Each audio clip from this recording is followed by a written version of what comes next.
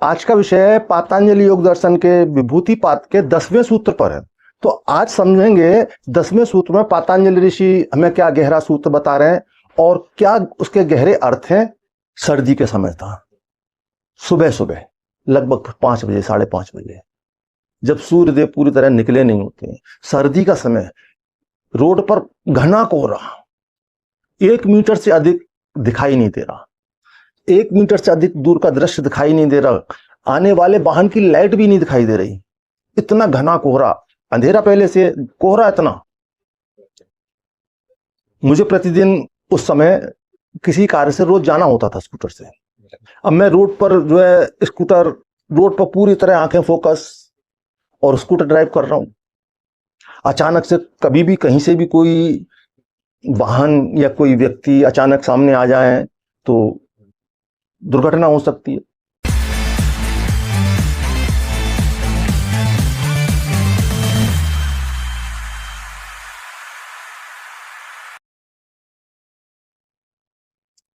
साथियों, मैं योगी हमदर्द गिरी आप सभी के अपने चैनल योगी हमदर्द गिरी में स्वागत करता हूं। आप सभी को बहुत बहुत प्रेम। तो साथियों, आज का विषय पातंजलि योग दर्शन के विभूतिपाद के 10वें सूत्र पर है। तो आज समझेंगे 10वें सूत्र में पातंजलि ऋषि हमें क्या गहरा सूत्र बता रहे हैं और क्या उसके गहरे अर्थ हैं और क्या उसकी व्याख्या। तो यहाँ पर पातंजलि ऋषि आज जो सूत्र दे रहे हैं वो सूत्र है तस्य प्रशांत वाहिता संस्कारात्। तो साथियों, इस सूत्र के प्रत्येक शब्द के अर्थ को अलग अलग समझते हैं हिंदी में, फिर समझेंगे इसकी व्याख्या। तो पहला शब्द है तस्य, यानी वो वृत्तियां जो पिछले सूत्र में बताई गई, जिनका कि हमें निरोध करना है अभ्यास के द्वारा, ध्यान की गहरी अवस्थाओं के द्वारा।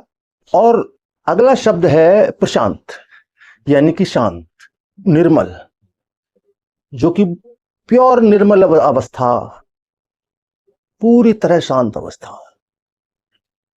और तीसरा शब्द है वाहिता। वाहिता का अर्थ है बहना, एक प्रवाह के साथ बहना। और अंतिम शब्द है संस्कारात्। संस्कारात् अर्थात वो संस्कार जो हमारे इस जीवन में बने हैं, उनका पूर्ण निरोध कर लेने के पश्चात।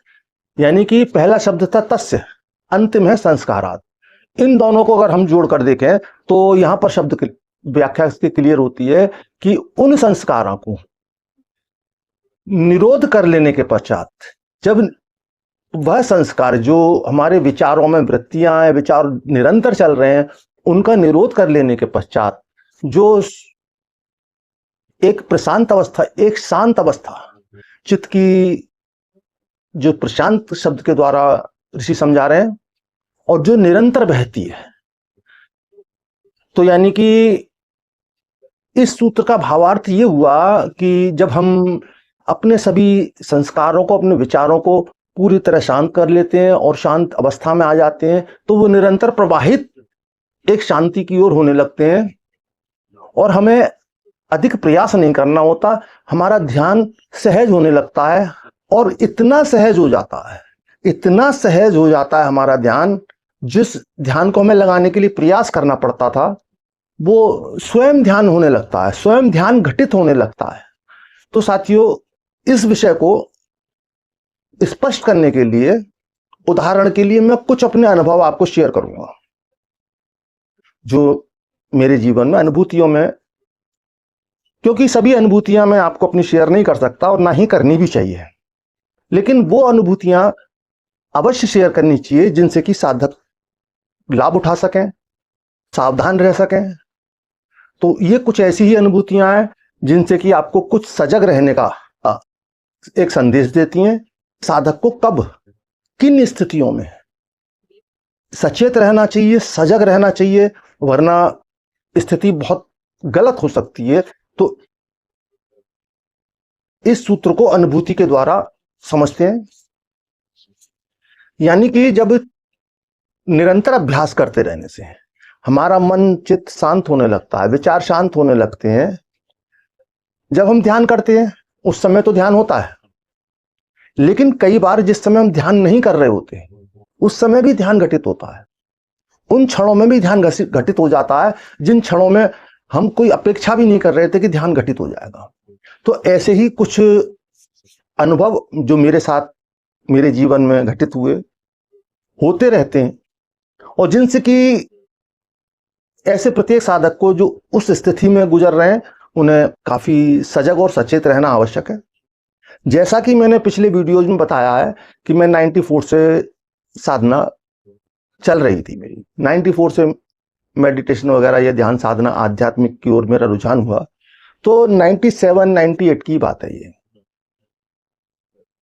उस समय ध्यान ठीक होने लगा था, अच्छा होने लगा था। अब ध्यान के समय के अलावा जिस समय ध्यान करते हैं उस समय के अलावा भी ध्यान की स्थितियां घटित होने लगी थी।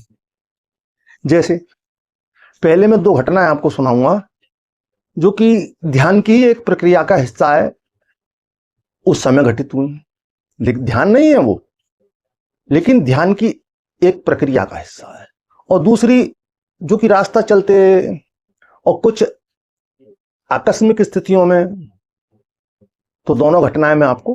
साथियों, जब हमारा चित्त स्थिर होने लगता है, ध्यान की अवस्था आने लगती है, तो एक दिन मैं प्राणायाम कर रहा था, और प्राणायाम के समय अक्सर कई बार होता था, जैसे प्राणायाम करते करते कुंभक कर रहे हैं, आभ्यंतर कुंभक या बाह्य कुंभक, तो अचानक से ध्यान की स्थिति घटित हो जाना।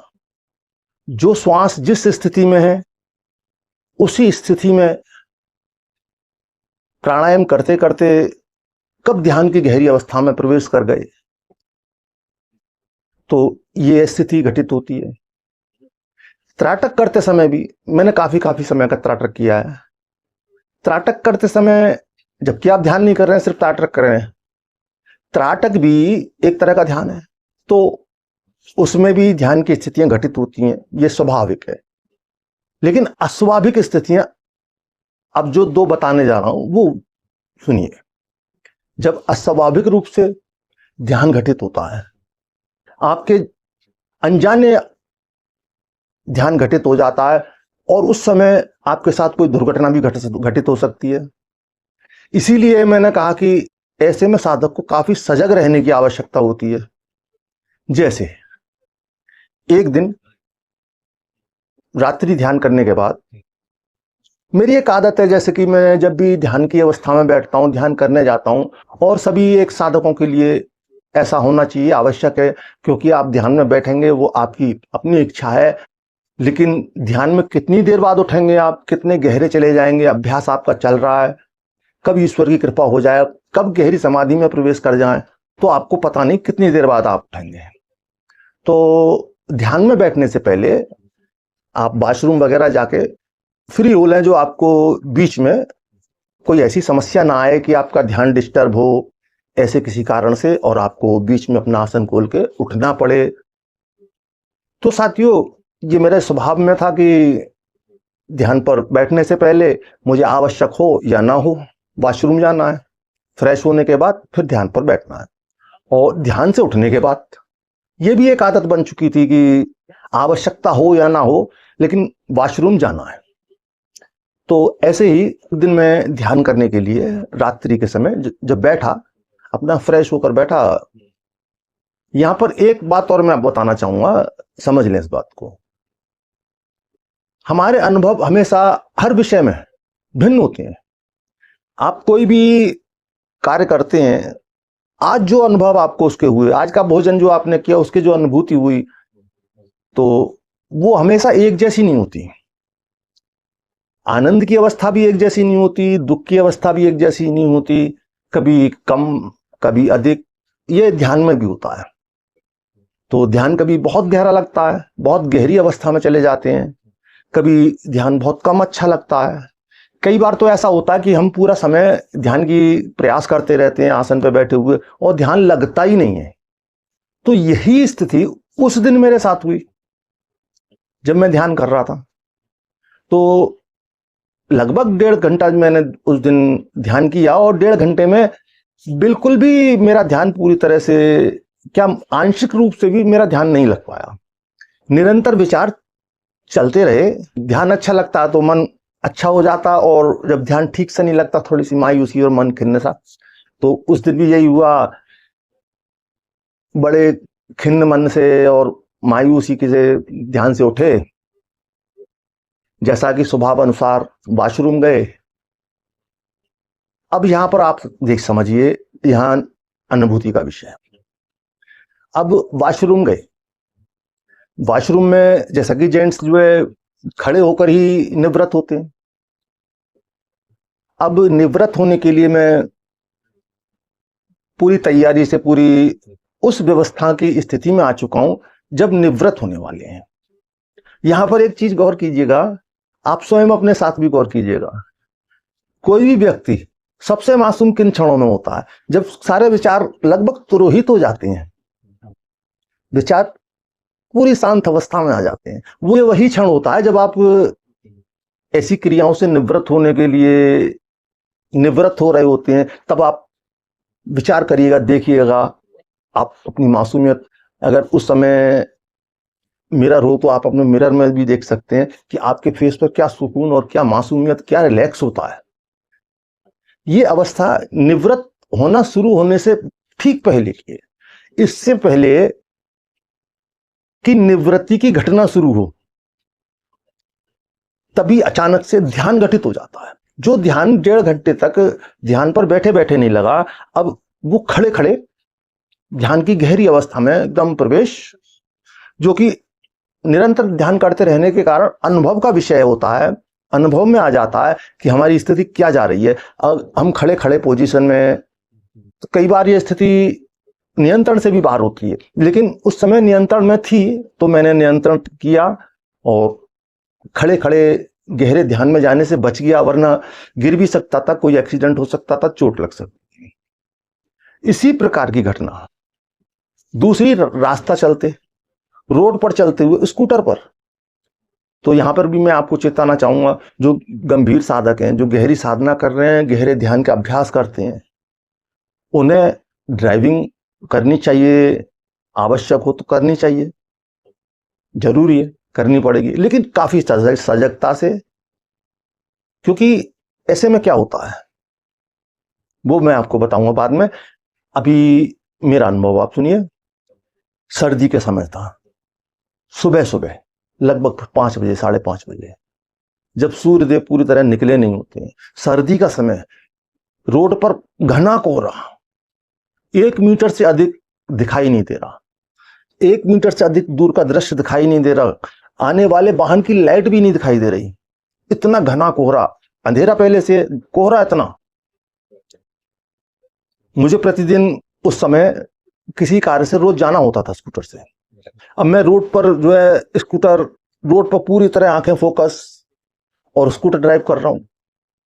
अचानक से कभी भी कहीं से भी कोई वाहन या कोई व्यक्ति अचानक सामने आ जाए तो दुर्घटना हो सकती है। तो पूरी फोकस के साथ ड्राइविंग, अचानक से फोकस के कारण से जब एकाग्रता, जब एक रोड के प्रति सामने की सजगता, उसके कारण ध्यान की गहरी अवस्था में प्रवेश की ओर स्थिति हुई। तो जब ऐसी स्थिति हुई, मैं उस समय नियंत्रण कर पाया। ये घटना 2-3 बार मेरे साथ हुई इसी प्रकार, क्योंकि रोज का मेरा काम था आना जाना सुबह सुबह। तो कुछ कुछ दिनों के अंतराल में ये घटना कई बार मेरे साथ घटित हुई। तो और नियंत्रित की मैंने, क्योंकि रोड पर चलते हुए आप स्कूटर चलाते हुए ध्यान की गहरी अवस्था में प्रवेश कर जाए तो ये बहुत खतरनाक हो सकता है, दुर्घटना हो सकती है, आपको चोट लग सकती है, किसी अन्य को चोट पहुंचा सकते हैं, बहुत बड़ी स्थिति, खतरनाक स्थिति हो सकती है। तो इसलिए ड्राइव करते समय जो साधक हैं, जो गहरे ध्यान करते हैं, वो ड्राइव करते समय विशेष ध्यान रखें। और एक सामान्य व्यक्ति के लिए बता रहा हूं मैं, जब आप, क्योंकि मैं एक सम्मोहन करता भी हूं, सम्मोहन का विशेष ज्ञान है मुझे, तो जब आप लॉन्ग ड्राइव पे जाते हैं तो आपको विशेष ध्यान रखने की आवश्यकता है। जब आप लॉन्ग ड्राइव पर होते हैं और हाईवे पर आप गाड़ी दौड़ाए चले जा रहे हैं, रास्ते में लाइन बनी रहती हैं जो दोनों साइड को डिवाइड करती हैं। तो होता क्या है, जब हम एक लंबे रास्ते पर ड्राइव कर रहे हैं और बीच में वो पट्टियां हैं, हमारा पूरा ध्यान फोकस है, तो जो पट्टियां हैं वो हमें दिखाई दे रही हैं, उन पट्टियों पे हम पूरी तरह फोकस हैं। तो अनजाने ही हम सम्मोहन में चले जाते हैं, एक प्रकार के ट्रांस में चले जाते हैं, और अधिकांश एक्सीडेंट ऐसी अवस्था में होते हैं। अन्य कोई कारण नहीं होता। लोग कह देते हैं कि शराब पीने के कारण या नशे में, शराब या नशा दुर्घटना का जिम्मेदार होता है, हो सकता है, लेकिन कई बार एक ही रोड पर चले जाना और लगातार उन्हीं पट्टियों पर आपके नजरों का केंद्रित रहना, आपका फोकस रहना, आपको कब गहरे सम्मोहन में पहुंचा दे और कब आप एक्सीडेंट कर बैठे, कहीं कोई इसका निश्चित नहीं है। तो बहुत ज्यादा सतर्क और सजग रहने की ऐसे क्षणों में, ऐसे समय में बहुत आवश्यकता है। तो यही आज के सूत्र का, पातंजलि ऋषि के सूत्र का तस्य प्रशांत वाहिता संस्कारिता, इसका अर्थ अब ठीक से समझ पाए होंगे। जब हम गहरे ध्यान की अवस्थाओं में जाने लगते हैं तो हमारे अंदर ध्यान का प्रवाह, आप ऐसा सोचते हैं ध्यान जिस समय आप करते हैं उस समय विचार घटित होते हैं। ध्यान लगना, जैसे मैंने आपको अभी 2-4 एग्जाम्पल दिए, वो एक अलग विषय है, लेकिन ध्यान की प्रक्रिया जब आप शुरू करते हैं तो वो निरंतर आपके मस्तिष्क में चलती रहती है। ध्यान गहरा नहीं होता, लेकिन विचार संतुलित होने लगते हैं। ये आपके दैनिक जीवन में भी प्रभाव नजर आता है जब आप गहरे ध्यान की अवस्थाओं में होते हैं और आपके जीवन में एक शांति का, एक सजगता का आपके जीवन में आना शुरू होता है। तो साथियों, आज के वीडियो को आप ठीक से समझे होंगे, मैं ठीक से समझा पाया हूँ। फिर भी समझने में या समझाने में चूक हुई हो तो आप अपने कमेंट बॉक्स में अवश्य लिखें, और साथ ही अधिक से अधिक लाइक करें, शेयर करें, कमेंट करें। और इसके साथ ही आप अपने भौतिक जीवन में सभी अचीव करते हुए, सभी कुछ अचीव करते हुए, आनंद की अनुभूति के साथ, आनंद भरे जीवन के साथ आध्यात्म की गहरी गहरी अवस्थाओं को जाने, गहरे गहरे रहस्यों को जाने, उच्चतम शिखरों को जाने, इस अभिलाषा के साथ आप सभी को बहुत बहुत प्रेम।